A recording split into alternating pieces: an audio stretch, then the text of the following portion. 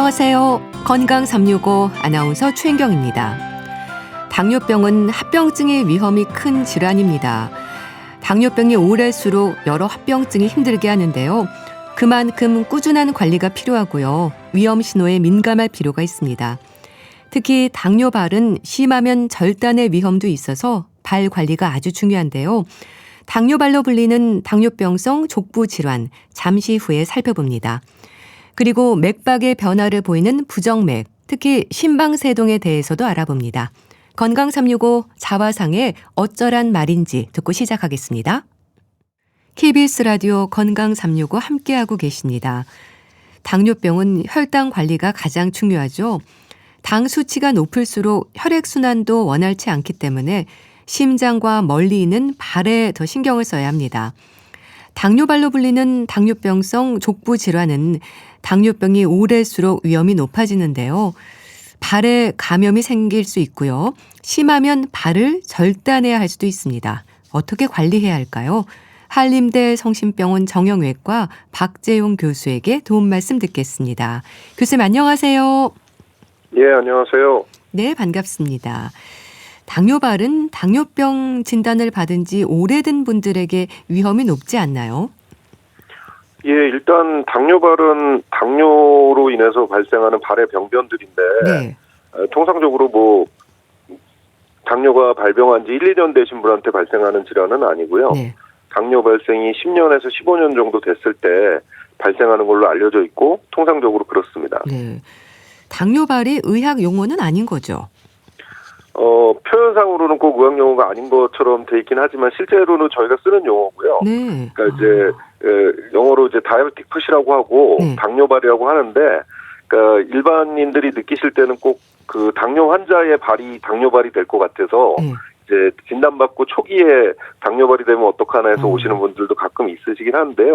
이제 저희가 공식적으로 당뇨발이라는 것, 조금 길게 설명한다면 당뇨병성 족부병변이라는 표현을 쓰고요. 네. 예, 그거를 이제 줄여서 당뇨발이라고 얘기를 하니까 네. 완전히 의학 용어는 아니지 않지 않고 저희가 당뇨발이라는 표현을 쓰고 통상적으로 정의상으로는 이제 당뇨병 환자에서 하지에 말초신경병증이 있어서 감각이 떨어진 환자한테 상처가 생기고 네.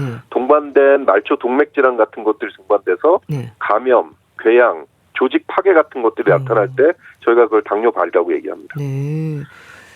당뇨병은 만성 질환이지 않습니까? 꾸준히 약을 복용하면서 혈당 관리에 신경을 쓰게 되는데요. 그런데 이렇게 당뇨병 10년 이상인 분들에게 당뇨발의 위험이 높아지는 건 왜 그런 건가요? 그러니까 약을 복용하는데도 합병증의 위험이 있다는 거잖아요. 그렇죠. 이제 당뇨병은 진행성 질환이라고 통상 얘기를 하고요. 네. 저희가 높아지는 혈당치를 조절하는 건데요. 네. 통상적으로 이게 저희 일반 환자들한테 많은 이형 당뇨는 식이 패턴의 문제로 발생하는 당뇨 질환이라서 네. 이제 소아들한테 생기는 1형 당뇨하고는 조금 다른데요. 네. 물론 1형 당뇨나 2형 당뇨나 10년 이상 되면은 이제 감각 기능에 문제가 생기고 당뇨발의 위험이 높아지긴 하는데요. 문제는 이제 당뇨병이 10년 이상이 됐다는 것은 당뇨가 오랫동안 이어됐고 혈당이 조절이 안 되는 기간이 길다는 거죠. 네. 일반적으로는 저희가 식사를 하면 췌장에서 인슐린 호르몬이 나와서 네. 혈당량을 조절하면서 우리 몸의 혈당치를 정상 범위에서 조절하게 되는데요. 네. 1형 당뇨에서는 췌장에서 인슐린 호르몬이 잘 안 나와서 발생하고 2형 당뇨에서는 인슐린은 그럭저럭 나오는데 우리 몸의 표적 기관에 문제가 생겨서 그러니까 비만이 생겼다든지 혹은 다른 문제가 생겨서 인슐린이 작동을 잘 못하는 바람에 인슐린이 없는 것 같은 상태가 되니까요. 혈당 조절이 잘 안 되게 됩니다. 이런 상태가 오래 지속되면 우리 몸에서 여러 가지 메커니즘인데 그걸 다 설명드리기는 어렵고요. 혈관이나 신경에 영향을 미치게 되는데 크게 이 작은 혈관들에 영향을 미쳐요. 그래서 이제 당뇨가 오래되시면 3대 합병증으로 신장합병증, 안구합병증, 발합병증 이런 것들이 생기는데요. 거기가 다 작은 혈관들이 존재하는 데입니다. 그런 작은 혈관들이 막히기도 하고 문제가 생기면 눈에 문제가 생기고 신장에 문제가 생기고 발에 문제가 생기는데요. 발에서는 특히나 플러스로 이런 혈관 문제에다가 이제 감각이 떨어지거든요. 10년 이상 당뇨를 앓게 되면은 그 말초 신경들이 어떤 변성이 일어나가지고요. 저희가 높은, 그러니까 이게 적절한 표현은 아니지만 저희가 환자분한테 설명드릴 때는 약간 신경이 오래된 그 설탕물에 절여지는 듯한 느낌이라고 얘기를 드리는데요. 네. 그런 식으로 실제로 상황은 그렇진 않지만 원리적으로 이해하시면 그렇게 좀 직관적으로 이해하시면 될 것 같아요. 네. 신경이 높은 혈당에 오랫동안 반응을 하다 보면 신경에 어떤 변성이 일어나게 되고요. 그래서 말초의 감각이 떨어지게 됩니다. 네. 그러니까 말초의 감각이 떨어지니까 상처가 생기고, 상처가 생겼는데 말씀드렸듯이 작은 혈관에 문제들이 있으니까 잘 안 낫게 되는 거죠. 네. 그래서 당뇨발이 진행되니까 기간이 길어지면 길어질수록 절여지는 시간이 길어지는 거잖아요. 그 표현이 조금 어색합니다만 네. 그런 시간이 길어지기 때문에 그런 합병증의 위험도 훨씬 더 높아진다. 이렇게 이해하시면 되겠고요. 당뇨 조절을 잘 하심에도 병이 있다는 것 자체가 중간중간에는 혈당 조절이 안 되는 거기 때문에 네. 그렇다고 이해하시는 게 좋겠습니다. 네. 우리가 당뇨병을 두려워하는 건 질환 자체도 있지만 합병증이 무섭다 이런 생각을 하게 되는데요. 당뇨발의 위험도 흔한 합병증의 하나로 볼 수 있을까요? 예, 말씀드렸듯이 그 아주 3대 합병증 중에 네. 하나고요. 발에 이제 감각이 떨어지고 신경에 문제가 생기니까 상처가 잘 생기게 되죠. 예. 네. 근데 당뇨발 상태가 될 정도로 왜 몰랐을까 싶은데 감각이 없어서 그런 건가요? 예, 대표적으로는 감각이 없어서 그런 부분이 많고요. 네. 두 번째로는 이 감각이 없어지는 게 이제 오래된 당뇨 환자들 같은 경우에는 당뇨가 있는 건 알고 계시지만 네. 감각이 아주 서서히 없어지는 거기 때문에 본인이 감각이 없어졌다는 걸 잘 인지를 못하실 수가 있어요. 그래서 상처가 생겼던 거를 잘 인지 못하고 네. 저희가 발을 닦을 때 이렇게 열심히 관찰하지 않기 때문에 네. 그런 것들을 잘 놓치실 수 있고요. 그래서 발생하기도 하는데요. 네. 젊은 환자들 경우에는 이제 건강에 별로 신경을 안 쓰시는 분이 네. 혈당치가 심각하게 높아졌는 것들을 인지 못하고 본인이 골절이 되셨다든지 뭔가 다른 치료를 하다가 발견되는 분들이 지금도 더러 있거든요. 네. 이제 그런 경우에는 발에 상처가 생겼어도 치료가 잘 안 되고 있는 것들을 모르게 되죠. 그래서 대표적으로 가장 중요한 건 감각이 없어서 그렇기도 하지만 네. 당뇨 상태를 잘 관리를 못 하시는 분들이 그만큼 건강에 대해서 이제 체크를 못 하시는 분일수록 그런 문제가 생길 가능성이 좀 더 많을 수 있겠습니다. 네. 좀 관리를 하셔야 되는 거고 이제 발도 관찰을 좀 해야 되는 거네요. 예. 그럼 감염이 된 상태에서도 통증이라든지 증상을 느끼지 못하는 건가요? 그렇죠. 당뇨가 오래돼서 당뇨병성 신경병증이 심해지면 네. 감각이 많이 떨어지고 실제로 저희가 국소마취를 거의 안 하고도 수술할 수 있는 경우들이 있어서요. 네. 감각을 잘 못 느낍니다. 그러니까 다리에 상처가 생겨도 본인은 잘 모르고 네. 그냥 걸어 다니시게 되는 거죠. 그러니까 증상은 감염에 대한 증상인데 네. 특히나 이런 당뇨 환자들이 오랫동안 당뇨를 앓고 나면은 우리가 이제 면역 저하 환자군에 들어가는데 면역 저하 환자라는 거는 우리 몸에서 이 감염에 대응하는 백혈구들을 잘 못 만들어내는 분들이거든요. 그러니까 통상적으로는 우리가 감염이 일어나면 우리 건강한 사람들 몸에서는 이 건강한 몸에서 이 감염을 물리치기 위해서 백혈구들이 가서 거기에서 싸우게 되고 그렇게 되면 이제 뻘겋게 되고 열이 나고 농이 만들어지고 이런 과정을 통해서 이제 감염 상태가 해결이 되는데요. 이 면역이 저하된 사람들은 그런 백혈구를 만드는 능력이 매우 떨어져 있습니다. 그래서 저희가 1차적인 감염 징후인 빨갛게 되는 발적 그리고 농을 만드는 능력이 현저히 떨어져서 단순히 약간 불편한 증상만 있고 다른 증상이 없이 내원하셨는데 안에 이렇게 가득 농이 차 있거나 그런 경우도 있을 수 있습니다. 그래서 일반적인 환자에서 나타나는 감염의 증상하고 다른 양상으로 나타날 수가 있습니다. 네. 당뇨발로 병원을 찾게 되는 건 진물이 난다거나 하는 눈으로 보이는 변화가 있을 때인 건가요? 그렇죠. 첫 번째로는 눈으로 보이는 진물 같은 것들 그리고 이제 지속적인 체온 상승이 되는 열이 난다든지 특정 부위에 발적이 있는다든지 하는 게 내원하시는 주된 양상이 되시겠고요. 이제 최근에는 워낙에 나이 많으신 환자들이 많기 때문에 그런 감염이 심하지 않은데 혈관 질환이 동반돼서 그냥 발가락이 까맣게 돼서 오시는 분들이 가끔 있습니다. 그래서 색깔의 변화가 있는 것도 병원을 내원하셔야 되는 원인 중에 하나고 많이들 그렇게 내원을 하시는 것 같습니다. 네. 참 그 정도로 감각이 없을 수 있다는 건데요. 그래서 절단 위험으로까지 이어질 수 있는 거네요. 그렇죠. 이제 절단을 한다는 것은 네. 이제 절단을 굉장히 부정적으로 느낄 수밖에 없는데 우리 네. 몸의 일부를 잘라내고 치료를 한다는 것들이 누구도 원하지 않는 치료지만 그럼요. 우리가 아직까지 할 수 없는 일은 죽은 조직을 되살리는 것들은 방법이 없거든요. 그러니까 저희가 정형외과 의사가 할 수 있는 일은 죽은 조직과 산 조직을 빨리 구별해주고 네. 죽은 조직을 제거해서 살은 조직이 최대한 살아남게 네. 만드는 게 목표입니다. 그러니까 특히나 이제 발끝에 생긴 궤양이나 욕창이나 이런 괴사가 발생했을 때는 네. 발가락 절단을 통해서 빨리 환자가 보행할 수 있는 상태로 만들어주는 게 중요하고요. 네. 그렇게 됨으로써 이제 이게 치료의 연속인 거죠. 이게 절단 자체가 끝나는 치료가 아니고 네. 절단을 빨리 해서 환자가 걸을 수 있는 상태를 만들어드려야 당뇨도 조절이 잘 되고요. 네. 혈당량이 저희가 이제 활동을 하셔야지 혈당 조절이 잘 되는데 침상에 계속 누워 계시면 혈당 조절이 잘 안 될 거고 그런 부분이 생기니까 빨리 절단을 잘 치료해서 이럴 경우에는 저희가 소절단이라고 얘기하는데요. 발 안에서 절단하는 경우를 저희는 소절단이라고 얘기하고 네. 발을 벗어나서 종아리나 그 위에까지 절단하는 경우를 대절단이라고 얘기합니다. 그래서 네. 치료의 목표는 소절단 상태로 치료해서 환자분이 본인 발에 길이의 3분의 2 이상은 유지할 수 있게 네.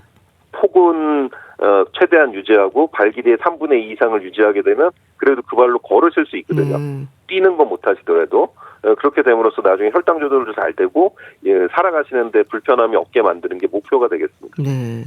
뭐 소절단, 대절단 말씀하셨는데 그러니까 발뿐 아니라 발목과 종아리까지 절단 범위가 넓어질 수도 있는 거네요. 그렇죠. 죽은 조직을 살릴 수 없다는 것은 똑같은 원칙이라서 네.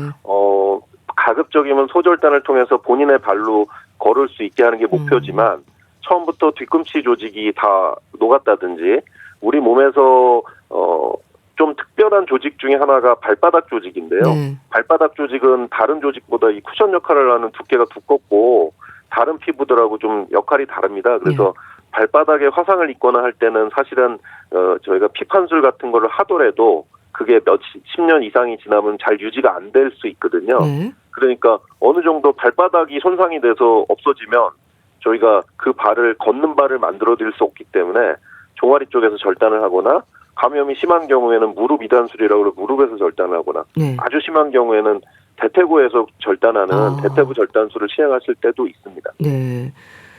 당뇨발로 인한 증상도 다양하고요. 단계가 있는 만큼 치료법을 결정하는 데 있어서 다양한 방법이 있을 것 같은데요. 당뇨발이라고 모두 절단해야 하는 건 아니잖아요. 물론이죠. 당뇨발이 있다고 해서 당연히 절단하는 것은 아니고 네. 좀 전에 말씀드렸듯이 죽은 조직은 빨리 제거하고 산 조직은 최대한 유지시켜서 본인 발로 걸을 수 있게 하는 것이 목표죠. 그래서 저희가 치료할 때 이제 그런 목표에 맞추기 위해서 산 조직들을 살게 만드는 치료들을 하는데요. 네. 문제는 아까 말씀드렸듯이 이제 감염이 발생할 때 그 감각 저하로 인해서 상처가 생기고 네. 면역 저하로 인해서 감염이 진행되고 그리고 세 번째로는 혈액 순환이 나쁘다 보니까 그 상처가 잘 안 낫게 되거든요. 그러니까 이런 것들을 치료하기 위해서 하나의 정형외과만의 치료 외에도 현재는 이제 다학제적 치료들을 여러 병원들에서 하는데요. 네. 저희 병원 같으면은 입원하셔가지고 혈관 상태를 평가하고 혈관 상태에 대해서 순환기내과 선생님들이 혈관을 뚫거나 넓혀주는 이런 시술들을 해서 네. 혈액순환을 왕성하게 한 다음에 죽은 조직을 제거하고 나머지를 봉합해서 치료되게 하는 거죠. 그래서 그런 여러 가지 치료를 같이 하고 무조건 절단하지 않습니다. 소절단을 해서 걷게 만드는 게 목표가 되겠습니다. 네. 치료법에 대해서도 설명을 좀 해주세요. 뭐 피부 이식을 비롯해서 피판술, 혈관 성형술, 혈관 우회술, 이름도 어려운 방법들도 많던데요. 예, 많습니다. 그래서 그 이름을 다 기억하실 필요는 없을 것 같고요. 네. 당뇨발이 돼서 궤양이 생기거나 괴사가 된 조직은 죽은 조직은 제거하고 남은 조직을 살리기 위해서 남은 조직의 혈액순환을 왕성하게 하기 위해서 혈관 관계된 시술을 하는데 그런 것들이 혈관 성형술, 혈관 우회술 이런 것들에 혈관 관계된 시술을 하게 되겠고요. 그리고 일부 조직은 바닥은 다 살아있는데 발등에 일부 조직이 없어서 절단을 하기에는 너무 아깝거나 이 기능을 살릴 수 있는 조직이 남아있을 때는 발등에 피판을 덮는다든지, 피판이라는 거는 다른 부위에, 보통은 이제 정형외과에서는 허벅지에 있는 그 근육의 일부를 떼서 네. 혈관을 부착해서 이렇게 붙이는 수술인데요. 네. 혈관을 연결해줘서 혈관 부착 피판술을 하거나 혹은 이제 살이 잘 차오르면 네. 혈관 부착 피판술 같은 경우에는 수술 시간이 굉장히 길고 환자분들이 거기에 적응하기 어려우실 수 있어서 네. 통상적으로는 많이 사용하지는 않고요. 피부가 일부 없어서 비어 있을 때는 네. 피부 이식술, 화상 환자한테 쓰는 것 같은 피부 이식술을 해서 피부를 덮어서 이제 상처를 다 치료하는 거죠. 예. 예. 아무래도 치료 중에 발을 절단해야 하는 수술은 치료의 마지막 방법일 텐데요. 그러니까 수술 외에는 조직을 복구하기 어려운 상태로 이해하면 될까요? 대부분은 수술적인 치료로 감염을 제거하고 말씀드린 대로 네.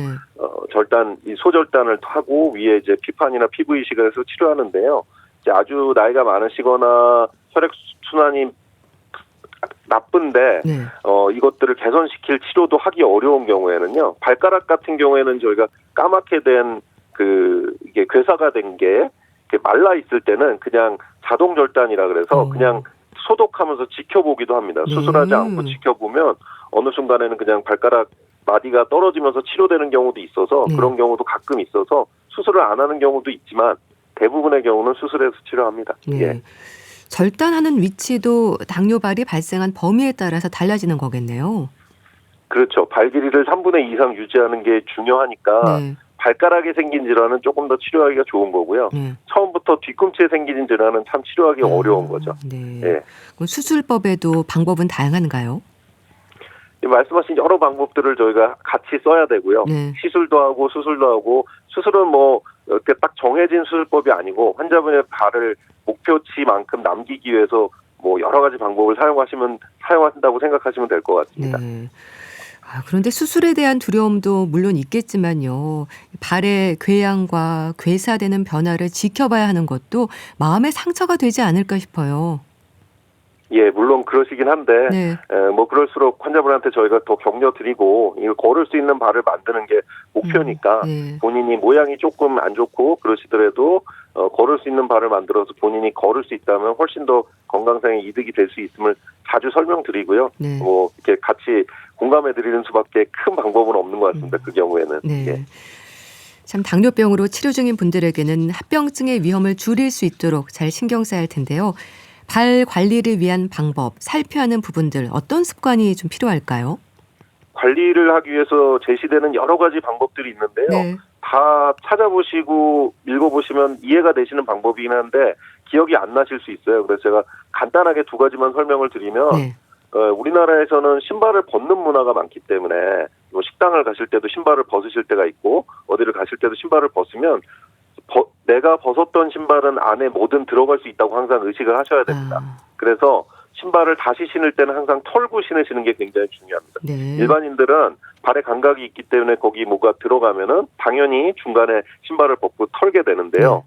당뇨발이 될 정도의 상태의 분들, 당뇨가 10년 이상 되신 분들은 감각이 없으니까 네. 뭐가 들어가서 잘 모르세요. 집에 가셔가지고 한참 지났는데 피가 나서 알았다든지 그러실 수 있거든요. 신발을 턴다든지 그래서 그런 자극이 안 되게 하는 게 굉장히 중요하겠고요. 1번으로는. 네.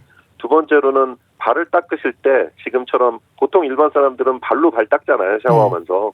그게 아니고 욕탕에 의자 같은 거 하나 갖춰 놓으시고요. 앉으셔서 꼭 눈도 나빠지실 수 있기 때문에 이 당뇨가 3배 합병증 중에 눈도 있기 때문에 눈으로 보면서 손으로 만지면서 상처가 없는지 확인하시는 걸 매일 하시는 게 중요합니다. 그러면 첫 번째 방법으로는 상처를 좀 줄이실 수 있을 거고 두 번째 방법으로는 상처가 생겨도 빨리 치료하실 수 있으니까 문제가 생기는 걸 좀 줄일 수 있을 것 같습니다. 네.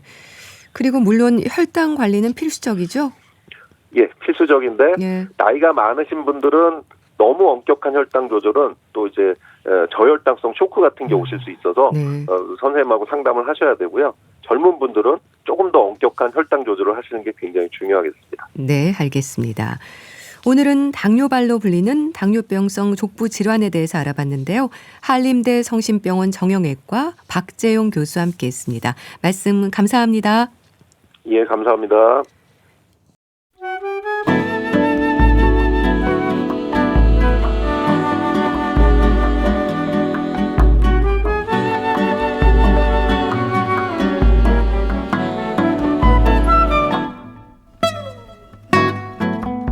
건강한 하루의 시작. KBS 라디오 건강 365.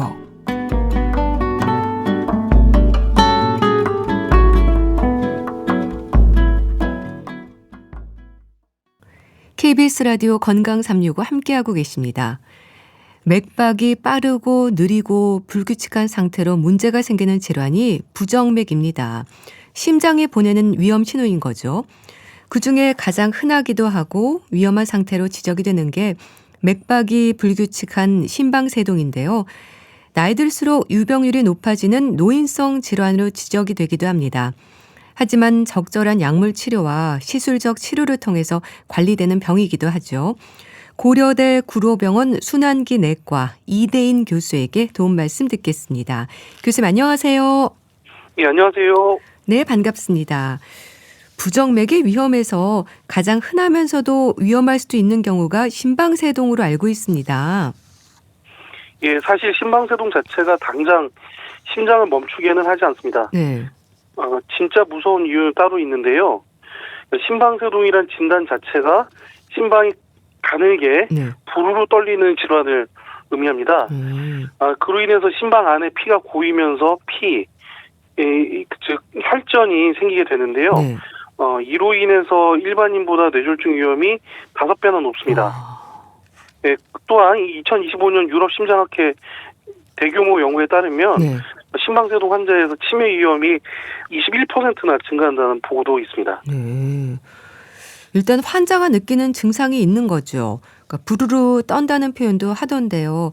증상으로 진단하기는 어렵다는 말도 있고 여러 얘기들이 있던데요. 예, 말씀 주신 대로 3분의 2의 환자에서는 바르르 떠는 것 같은 증상을 호소하기도 합니다. 네. 하지만 나머지 3분의 1의 환자에서는 증상이 없이 우연히 발견되거나 안타깝게도 이미 뇌졸중이 발생한 뒤에나 심방세동이 뒤늦게 진단되는 경우도 있습니다. 네.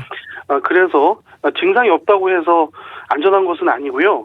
뇌졸중이나 치매 위험은 증상이 있는 환자와도 동일하게 높아지게 됩니다. 네. 그러니까 바르르 떠는 증상을 호소하는 분도 계시고 또 증상이 없는 경우도 있다고 하셨는데요. 증상이 있어도 계속되는 게 아니라 금방 사라지기도 하고 그런 건가요? 예, 심방세동 처음부터 24시간 내내 나타나는 것은 아닙니다. 그렇군요. 예. 평소에는 멀쩡하다가 갑자기 몇 분, 또 이제 시간이 지나면 길어지기도 하는데요. 네. 몇 시간 동안만 심장이 미친 듯이 팔짝팔짝 뛰고, 그러고는 또 언제 그랬냐는 듯이 싹 사라지기도 합니다. 네.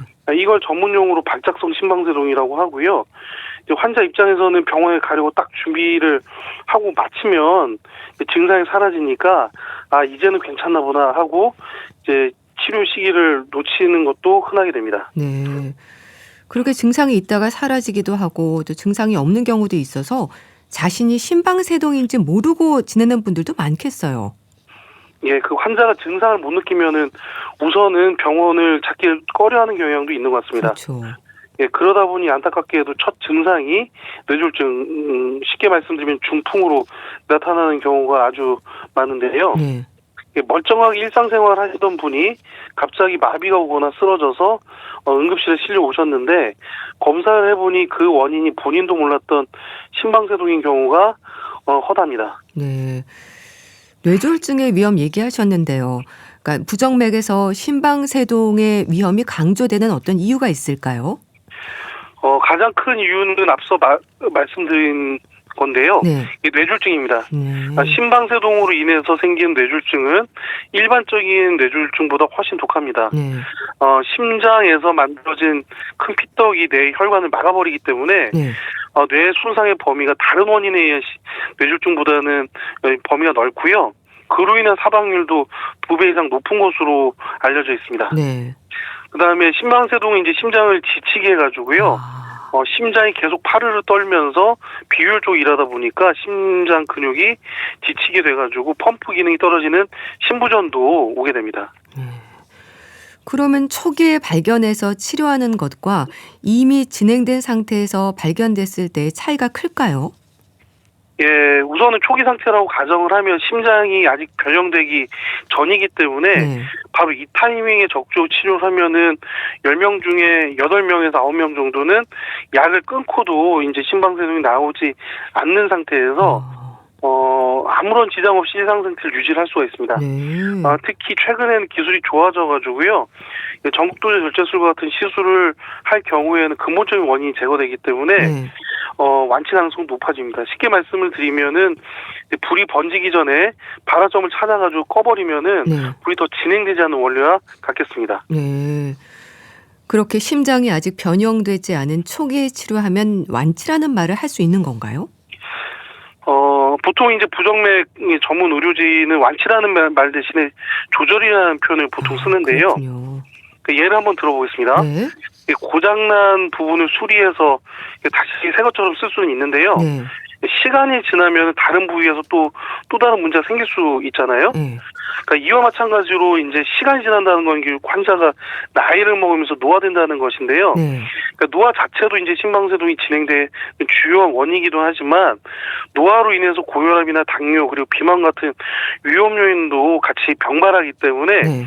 이로 인한 심방세동의 재발 가능성이 높아지게 됩니다.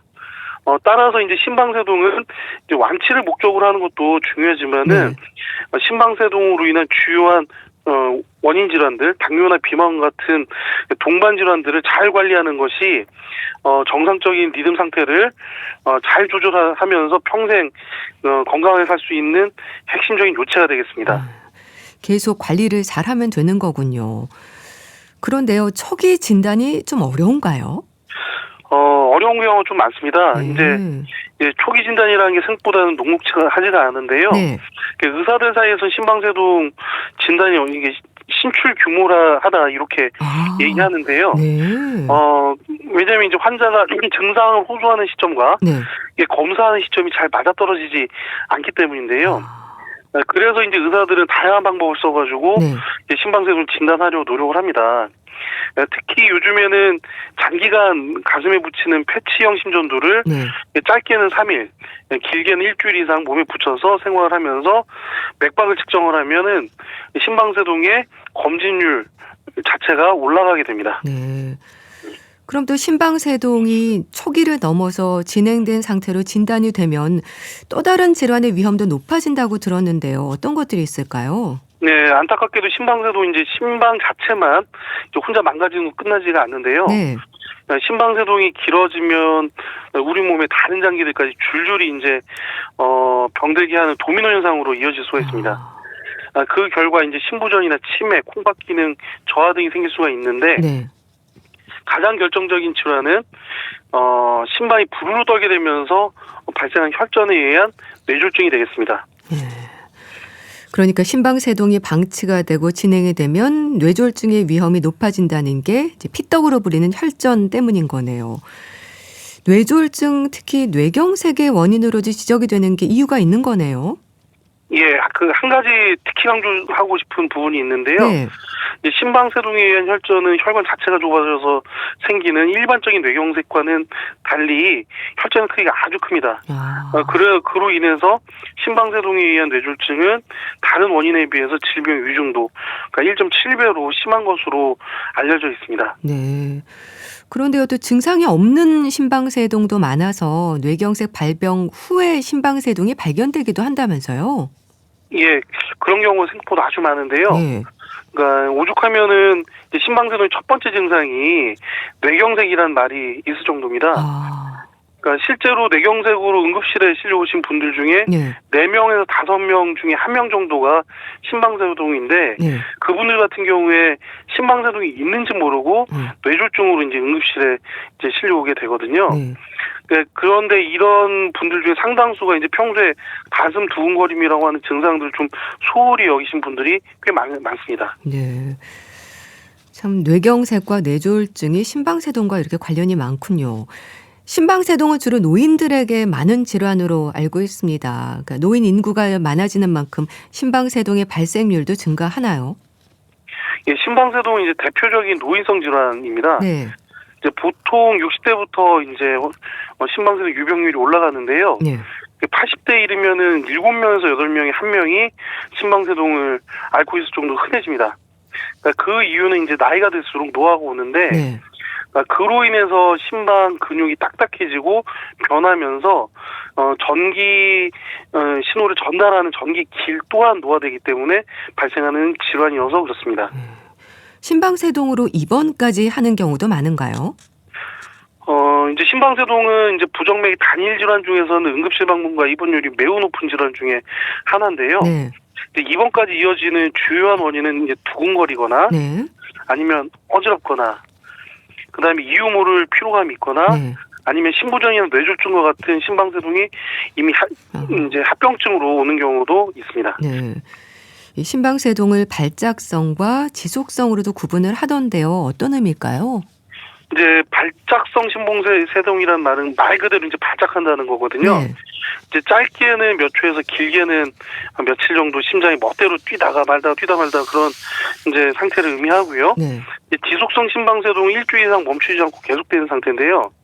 이제 쉽게 말씀을 드리자면은 발작성 심방세동은 소나기라고 하면은 이제 지속성 심방세동은 장마라고 이제 비유를 할 수 있겠습니다. 네. 부정맥의 진단은 심전도로 확인을 하나요? 예, 일반적으로는 이제 뭐 동네 병원이나 2차, 3차 기관에 오시면 우선 가슴과 팔다리에 전극 붙여가지고 네. 10초 정도 짧게 이제 측정하는 표준 심전도로 1차적으로 진단하게 됩니다. 그런데 검진 때에는 아무 증상이 없는 경우도 많다고 하셨는데요. 그럼 이런 경우에는 검사로도 알 수 없지 않나요? 예, 앞서 말씀드린 바와 같이 이 부분이 의사들이 가장 이제 고민하는 대목인데요. 그렇군요. 예, 이게 이제 범인이 현장을 이제 떠난 뒤에 네. 예, 경찰이 이제 발자국만 보고 이제 범인이 뭔지를 추정하는 것과 비슷한 상황인데요. 네. 예, 증상이 없을 때는 아무리 심전도를 찍어도 10초짜리 심전도로는 정상으로 나오기 때문입니다.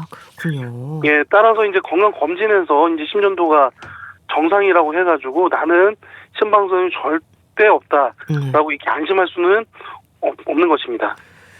그렇다면 증상이 나타났을 때 얼른 이제 스스로 맥박을 확인하는 게 오히려 더 빨리 발견할 수도 있을 것 같은데 도움이 될까요? 예, 이게 아주 정말 중요한 포인트를 짚어주셨는데요. 예, 이제 저는 환자들한테 어떻게 말씀을 드리냐면, 네. 이제 환자 여러분의 손가락이 세상에서 가장 빠르고 정확한 첫 번째 의사다. 이렇게 말씀을 드리는데요. 그 맥박이 부족하면 이제 주저하지 마시고, 이게 네. 맥박 뛰는 손목에 있는 위치에다 맥을 잡아보면요. 이렇게 불규칙한 느낌을 확인할 수가 있거든요. 네. 맥도 약해지고 우선 맥박이 규칙적인지 규칙적이지 않은지 매우 불규칙한지 그 정도의 정보만 주셔도 네. 이제 의사들은 그거를 단서로 해서 심방세동을 의심할 수가 있겠고요. 네. 또 하나 이제 말씀드리고 싶은 부분은 이제 요즘 뭐 보급률이 올라오고 있는 스마트워치를 이제 사용을 하시면 아주 금상첨화라고 할 수 있겠습니다. 네. 손목 맥박이 이상하다라는 것들을 느끼면 바로 이제 스마트워치로 이제 측정을 해 오시면은 그 원인을 찾는 데 아주 도움이 되겠습니다. 네. 그러니까 증상이 나타났을 때 맥박을 확인하는 게 중요하겠고요. 몸에 부착하는 기계로 심전도를 기록하는 방법도 있긴 하죠. 아, 예. 가슴에 이제 가볍게 착 달라붙는 이제 패치형 심전도가 요즘에는 대세로 자리 잡았고요. 네. 이로 인해서 이제 부정맥 진단의 패러다임 자체가 이제 바뀌고 있습니다. 우선은 이 패치형 기계의 가장 큰 장점은 이제 검사 기간을 길게 할 수 있다는 건데요. 네. 이제 앞서 말씀드렸듯이 심방세동은 나타났다 사라지는 것이 흔하기 때문에 네. 진단 기간 3일, 길게는 2주까지 끈질기게 이렇게 추적을 하다 보면은 결국 이 범인을 잡을 수 있듯이 검사 기간이 이제 길어지니까 심방세동을 찾을 수 있는 확률도 이제 높아집니다. 또 하나 이제 말씀을 드리고 싶은 건 이게 일주일 내내 아니면 2주까지 붙이는 게 아니고 이게 샤워할 일도 있잖아요. 이제 그렇게 뭐 운동을 하셔서 땀에 젖는다든지 아니면 샤워를 하신다든지 그런 이유가 있을 때는 패치를 여러 번 뗐다 붙였다 하실 수 있기 때문에 생활에 주는 부담도 많이 줄어드는 상태입니다. 부정맥 진단이 내려지면 우선되는 치료는 약물인가요? 우선은 이제 약물은 두 가지로 대별해서 말씀드릴 수 있겠는데요. 네. 하나는 이제 뇌졸중을 예방하는 약이 하나가 있겠고 또 하나는 이제 부정맥 심방세동의 리듬을 잡는 이제 항부정맥제가 있겠는데요. 네. 우선 가장 우선시되는 약물은 뇌졸중에 대한 예방이 되겠습니다. 네. 그래서 심방세는 가장 무서운 이제 뇌졸중 예방하기 위한 항응고제라고 하는 약제가 이제 들어가게 되겠고요. 네. 그 다음에 이제 그것과는 별개로 이제 환자의 증상을 조절하기 위한 이제 맥박을 정상으로 돌려서 규칙적인 동율동을 만들기 위한 항부정맥제를 그 다음 순서로 보통 사용하게 됩니다. 네. 약물로 효과가 없으면 시술적 치료가 고려가 되나요? 예, 예전에는 이제 약을 먼저 써보고 안 되면 이제 시술을 고민을 했는데요. 네. 그러니까 지금은 이제 약물 우선에서 적극적인 시술로 이제 패러다임이 좀 옮겨가고 있는 상황이 되겠습니다. 네. 이제 약물 치료만으로는 이제 심방세동의 근본 원인을 제거하기 어려워서 그렇기도 하고요. 네. 시간이 지날수록 이제 약의 효과가 떨어지거나 항부정맥제 자체가 부정맥을 유발시키는 그런 부작용이 유발이 되기 때문에 네. 약물보다는 이제 전국도 절제술 같은 시술적인 치료 통해 완치를 누리게 됩니다. 근데 한 가지 아쉬운 것은 네. 이제 일본 같은 경우에서는 심방세동이 첫 진단되었을 때는 항부정맥제, 부정맥약 쓰지 않고도 이제 시술할 수 있게 길을 열어주었는데요. 네. 이제 한국의 경우에 있어서는 이제 보험 재정의 문제가 이기 때문에도 그렇겠지만은 최소한 항부정맥제, 부정맥약을 6주 이상 복용하고 나서 증상이 지속이 되거나 부정맥이 심방세동이 유지되었을 때 시술할 수 있게 길을 터주기도 합니다. 네. 시술적 치료가 고려될 때 시술법은 다양한가요? 이제 시술 방법은 현재까지 3가지가 이제 주로 이제 제한이 되어 있고요. 네. 이제 가장 대표적인 시술 방법은 고주파 절제술이 되겠습니다. 가장 한 20-30년간 가장 오랫동안 쓰여온 정석적인 방법이 되겠는데요. 네. 이제 사타구니로 해가지고 가느다란 이제 연필 굵기만한 가느다란 관이 한 3개 정도 들어가가지고요.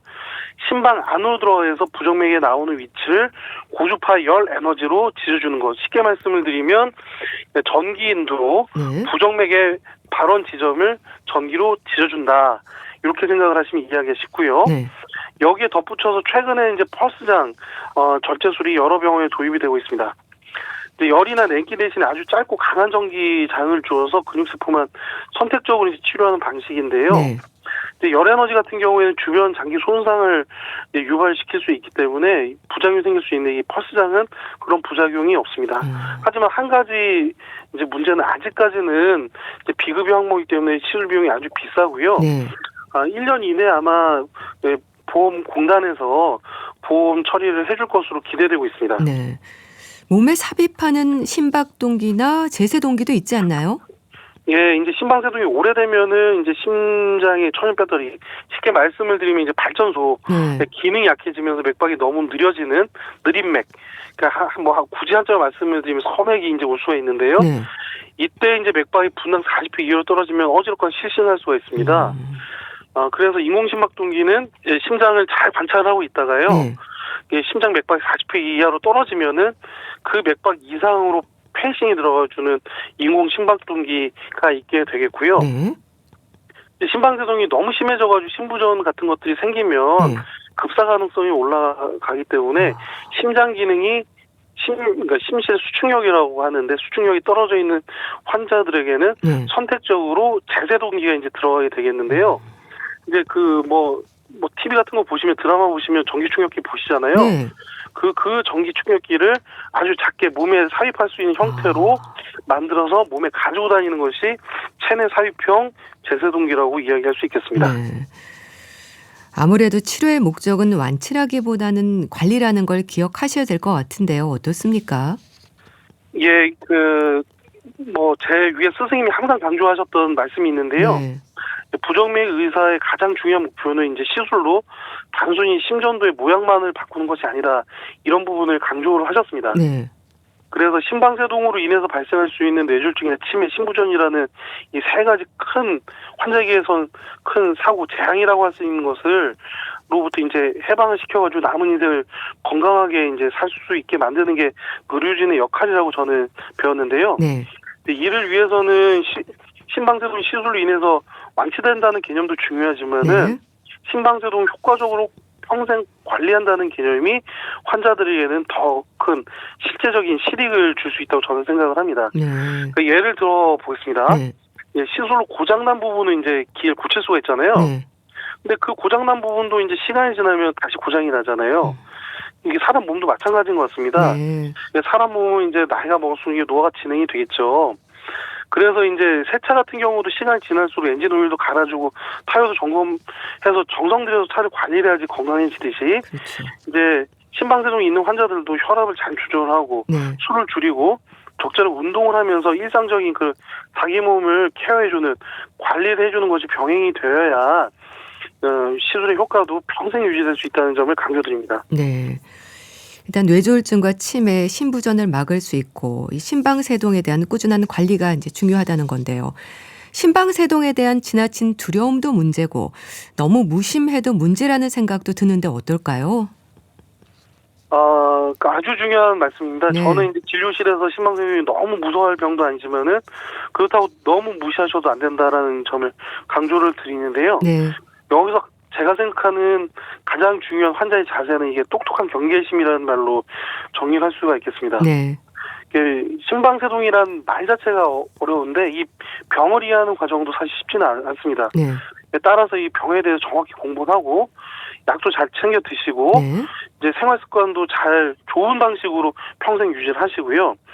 또 강조드리고 싶은 부분 시술의 시점을 놓치지 않고 초기에 적극적으로 이제 시술하시면 네. 일상에서 활기차고 즐겁게 생활하는 데 도움이 될 것으로 생각이 됩니다. 또 하나 이제 강조드리고 싶은 부분이 있는데요. 네. 이 환자의 가족 또한 이 병에 대한 관심이 필요하다는 점입니다. 심방세동은 동반한 부작용도 많고 네. 질병에 대해서 알아야 되는 내용도 되게 많은데요. 환자 혼자 그걸 다 이해할 수가 없거든요. 그렇죠.